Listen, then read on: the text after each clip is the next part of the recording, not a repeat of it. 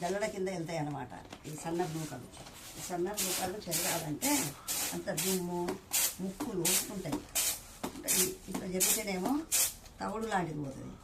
ఇట్లా చెరిగి చెరిగి చెరిగి చెరిగి ఈ కొసకచ్చినవి ఉంటాయి చూసినా, వాటిని ఇట్లా అంటారు. అవి ముక్కులు అంటారు వాటిని. అట్లా అంటే అవి ముక్కులు కొస వడ్ల కొస ఇరిగిన బాపటి ముక్కులు పోతాయి. అవి ఇట్లా నేముకోవాలి. నేముకుంటే వాటిని నూకలు వస్తాయి, సన్నపు నూకలు వస్తాయి. ఆ సన్నపు నూకలు ఒక దిక్కు పోసుకోవాలి. పోసుకుంటే దాంట్లో బియ్యం కూడా కలగలిపి వస్తాయి అన్నమాట. బియ్యం కూడా కలగలిపి వస్తాయి కాబట్టి ఆ బియ్యం వెనకకు వస్తాయి. వెనకకు వచ్చినప్పుడు అది బియ్యం మళ్ళీ వేరే పోసుకోవాలి.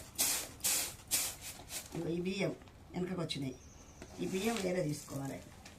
వేరే తీసుకొని వేరే పోసుకోవాలి. కొన్ని బియ్యం సగం బియ్యం వెళ్తాయి, ఇంకా కొంచెం ఉంటుంది. అవి ఇటు సరిగా రావు, అటు సరిగా రావు. రాకపోతే ఏం చేయాలి, ఇట్లా నేమాలి.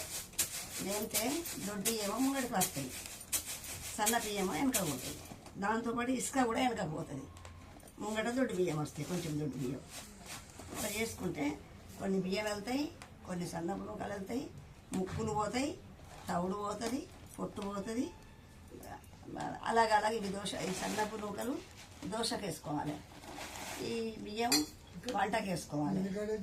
ఈ ముక్కులు అటువంటి బాగా సన్నపి ఉంటాయి, అవి పిండి పట్టించుకోవాలి. పిండి పట్టించుకొని వాకిట్ల ముక్కుకు అవుతాయి. ఇన్ని ప్రయోజనాలు ఉన్నాయి జల్లడ కింద నూకలతోటి. వేస్ట్ చేసుకోవద్దు ఇవన్నీ, సరేనా?